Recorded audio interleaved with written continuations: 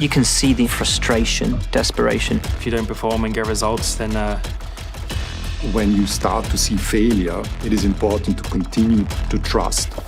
He's made contact with Charles Leclerc into the first corner. Formula One's a very dangerous sport. It's chipping away at his confidence every time he gets in the car. Drive to Survive has once again found itself at the center of controversy, and this time, the backlash is louder than ever. While the show has played a crucial role in making Formula One more popular, it has also developed a reputation for twisting reality, creating unnecessary drama, and leaving out key moments from the 2024 season. Max Verstappen has been vocal about his dislike for the Netflix series in the past, but now he has reignited the debate after calling out how the show portrayed him at the Miami Grand Prix. This raises an important question. Has Drive to Survive become more of a scripted drama than an actual reflection of Formula One? And if so, what needs to change before the show does more harm than good? There's no denying that Drive to Survive has been a game changer for F1, bringing in millions of new fans who might never have watched a race otherwise. But at what cost? As the show continues to prioritize exaggerated narratives over reality, even casual viewers are beginning to notice that something feels off. One of the biggest complaints about the latest season is how it completely misrepresented Max Verstappen's reaction to Lando Norris's first career win in Miami.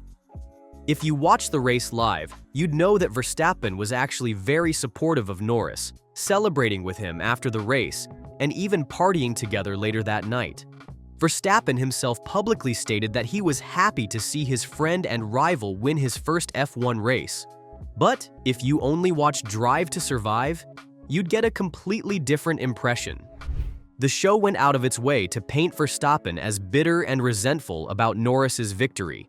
To make matters worse, the editors even took out-of-context footage from the Dutch Grand Prix and inserted it into the Miami episode, making it look like Verstappen was upset about losing to Norris when, in reality, that wasn't the case at all. And Verstappen noticed. After seeing how he was portrayed, Verstappen sarcastically commented, "Apparently I was very sad after Miami. I literally had the best time ever on Sunday." This isn't the first time Verstappen has taken issue with Drive to Survive. Back in 2023, he openly criticized the show for fabricating drama, and now it seems like he's completely done with it. When asked recently if he still considered himself the biggest hater of Drive to Survive, Verstappen simply refused to answer, letting his silence speak volumes. The problem here isn't just about Verstappen. It's about how Drive to Survive continuously distorts reality for the sake of entertainment. Of course, the show is designed to be engaging and dramatic. It's a TV show after all.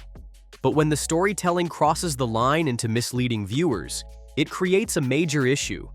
The Miami GP situation isn't the only example of this. One of the most frustrating moments in the latest season was how it handled George Russell's supposed win at the Belgian Grand Prix. In the show, there's a big focus on how Russell is stepping up as the new leader at Mercedes following the signing of Kimi Antonelli. To emphasize this, the show highlights Russell's brilliant drive at Spa, where he held off Lewis Hamilton to cross the line first. But there's one major problem. Russell was disqualified after the race because his car was underweight. In reality, Hamilton was the actual winner of that race, but Drive to Survive conveniently left that part out, making it seem like Russell took a legitimate victory. To casual fans who only follow F1 through the Netflix series, this creates a completely false picture of what actually happened. If someone only watched Drive to Survive and never checked the real results, they would genuinely believe that Russell won the race when he didn't. And that's just the beginning. Some of the biggest storylines of the 2024 season were completely ignored by the show. For example, Adrian Newey's decision to leave Red Bull and join Aston Martin was arguably one of the most shocking moves in years. This decision has already sparked speculation that Max Verstappen could follow Newey to Aston Martin in 2026 when the new engine regulations come into effect. But according to Drive to Survive, that story wasn't even worth mentioning.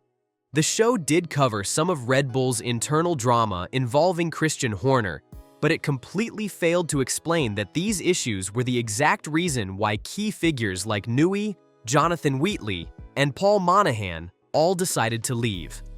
Instead of giving fans insight into one of the biggest shakeups in F1's recent history, the show chose to focus on exaggerated narratives that didn't even happen the way they were presented. And then there's Oliver Behrman's incredible debut in Saudi Arabia. Behrman, Ferrari's reserve driver, was called up at the last minute to replace Carlos Sainz, who had to undergo surgery for appendicitis.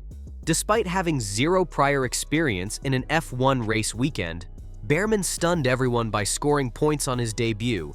He went on to become the first rookie in F1 history to score points with two different teams in the same season, later delivering another impressive performance for Haas in Baku. But Drive to Survive barely acknowledged it. Instead of showcasing this incredible moment, one that signaled the arrival of a future star, the show buried it under manufactured drama that wasn't nearly as interesting. At this point, even casual fans are noticing the problem. People are taking to social media, calling out Netflix for prioritizing fake rivalries over real racing. Many longtime fans are outright refusing to watch the show, saying they can't trust it anymore. But here's the biggest issue. There are still millions of viewers who only follow F1 through Drive to Survive. For these fans, the Netflix version of F1 is their reality.